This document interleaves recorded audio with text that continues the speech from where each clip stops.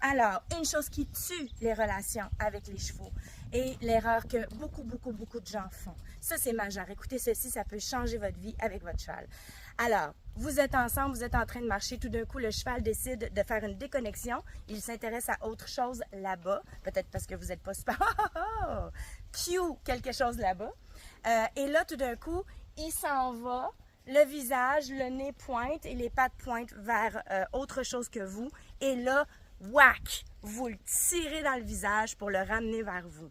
OK? Et là, le cheval vit une expérience de ah, je peux y aller, j'ai du loose dans ma laisse, schlac, je suis ramenée par le visage.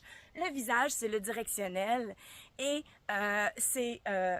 on veut avoir son esprit plutôt qu'avoir son corps en premier, c'est-à-dire dire à son corps quoi faire, où aller, comment faire. D'abord, il faut amener son esprit, on est ensemble. Mais il faut quand même des bons codes avec les laisses. Voici ce que je vous propose. Elle est à côté de moi. Il fait très chaud.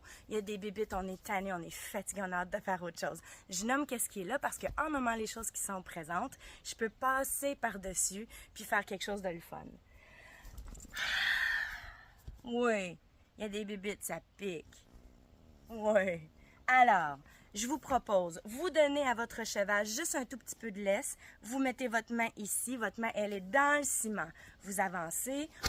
Oui, relâchement. Quand j'entends ce relâchement-là, moi aussi j'expire. Je vais tenir la caméra mieux que ça. Alors,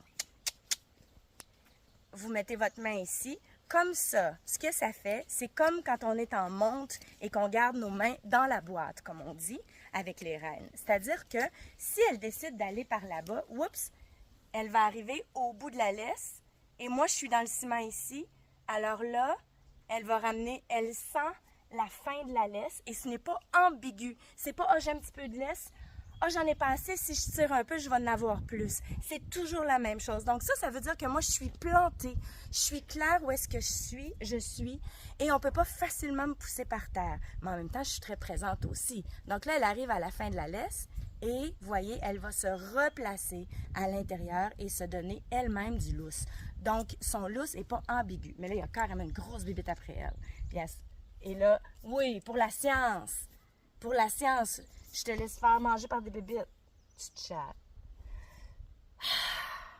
J'expire parce que ça amène le début d'une relaxation, comme quand eux soupirent et quand eux relaxent. Alors, avant de commencer à marcher, pour lui parler à son esprit et non pas parler à sa face, je vais faire... Et là, on commence à marcher et elle est avec moi. Elle traîne des pattes, hein. Il fait vraiment très chaud, c'est extraordinaire. Je vais aller donner des douches. Vous savez que les chevaux peuvent avoir des coups de chaleur eux autres aussi, hein? Alors, je marche comme ça et ce n'est pas ambigu. La première fois que je l'ai faite avec elle, je l'ai fait pendant 1 heure. Mais on a fait des choses intéressantes. On s'est promené dans l'écurie, on a fait le ménage de ma case. J'ai fait le ménage de ma case avec un bras en la tenant comme ça. Et c'est arrivé seulement que 3 fois qu'elle a voulu tirer au début pour aller voir autre chose parce qu'elle était dans un état d'exploration, l'état psychologique d'exploration. Et quand elle a vu le bout, ce qui arrive, c'est que mentalement, ce qui va arriver, c'est que le cheval va arriver au bout de la laisse et là, il sent la résistance, hein, et au lieu de... Et là, va tirer un peu et là, va se rendre compte, OK, ça ne fonctionne pas, je ne peux pas en avoir plus. Donc là, il va chercher où mettre son visage pour avoir du lousse. Oui, ça pique partout, je m'en occupe. Hein? Est-ce qu'on laisse faire ce comportement-là? Ben, elle le fait pas tous les jours, fait que c'est correct. Là, ça pique de partout. J'ai pas de main, j'ai une main qui tient la caméra, puis j'ai l'autre. Ouais, c'est pas facile. Contexte. Les conversations, c'est du contexte. Quand toi et moi, on se parle, c'est du contexte. Hein? Alors, avec eux, c'est du contexte aussi.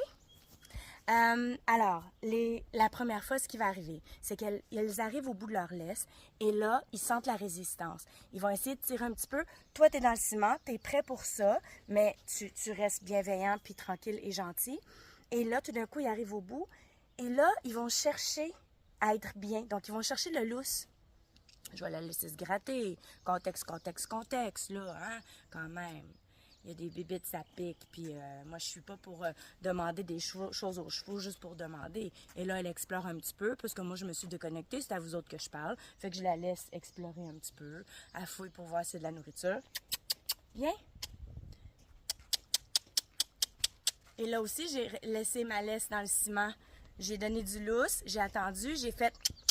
Et là, je lui ai demandé, regarde, tu peux prendre un petit peu de foin ici? Quand je travaille dans le round pen, j'amène du foin et de l'eau. Comme ça, le cheval, psychologiquement, il voit ça, puis il se dit, bon, c'est correct ici, ça a du bon sens. Ouais, c'est pas drôle, hein? On a vécu des choses, hein? Ouais, on a vécu beaucoup de choses. Ça fait super chaud. Alors, j'espère que ça va vous aider. Si votre cheval panique quand il sent la fin de la laisse, c'est parce que psychologiquement, il n'est pas encore tout à fait rendu là. Hein, la stabilisation du corps, c'est aussi une stabilisation mentale, fait qu'il faut faire les deux. Pourquoi je mets des gants? Pas parce que j'échappe les chevaux puis parce que je vais me brûler les mains, mais parce que j'ai tellement les mains secs avec l'été, puis on dirait que j'ai même pas le goût de manipuler la laisse de manière franche et claire. Donc, j'ai peur pour ma petite peau, fait que là, j'hésite à la tenir puis tout ça. En mettant les gants, j'ai plus un toucher franc, j'ai plus quelque chose de clair avec eux. Oui. Alors, même chose ici. Vous voyez? Ben, elle est venue là parce qu'elle a senti le feel. Là, voyez? Donc, si, ben là, tantôt elle s'en allait à quelque part d'autre, là. Fait que là, j'ai fait. Ouais. Et je laisse ma main là. Donc, l'erreur qu'on fait, c'est d'avoir des mains qui sont partout, qui font toutes sortes de choses, qui envoient plein de codes différents et le cheval ne s'y retrouve pas. Mais imaginez-vous, hein? Gars, ma belle, viens. Tu t'es beaucoup donné pour la séance. Ouais. Écoutez, elle est fatiguée. Elle a le pompon à terre. Ouais, vas-y, ma belle. Vas-y. Elle va peut-être se rouler même. Petite chatte. Elle va aller se coucher en haut, au frais.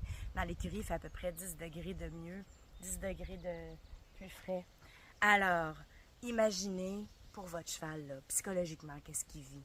Vous êtes ensemble, puis là, vous partez un peu dans vos pensées, vous pensez un petit peu à d'autres choses, vous êtes un petit peu ailleurs dans votre tête. Puis là, le cheval, il fait, ben moi aussi, je vais m'en aller ailleurs. Et là, quelque chose l'intéresse, il va vers la chose qui l'intéresse. Il y a du lousse, il y a du lousse, il y a du lousse, à un moment donné, passe! Il se fait ramasser à la tête. C'est parce que moi, je monte au licou. Fait que si j'avais commencé dans des communications comme ça avec mes chevaux, je m'en serais pas sortie.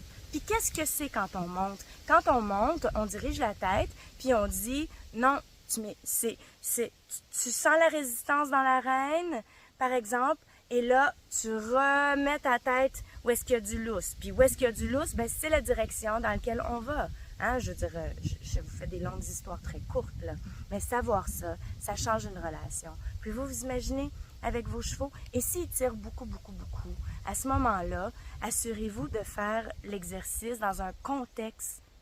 S'ils tirent beaucoup, c'est peut-être que vous avez contre-tiré beaucoup, beaucoup. Alors à ce moment-là, assurez-vous de faire l'exercice dans un contexte où le cheval est facilement avec vous. Donc, qu'il apprenne que lorsqu'il arrive au bout de la laisse, il recherche le lousse. Et là, on est bien ensemble encore. Donc, il arrive au bout, il recherche le lousse. Puis ça, je vais l'utiliser à toutes les sauces, là. Quand on va aller brouter, ben là, il broute toute la journée, fait que c'est pas un exploit quand je les décolle de l'herbe, disons.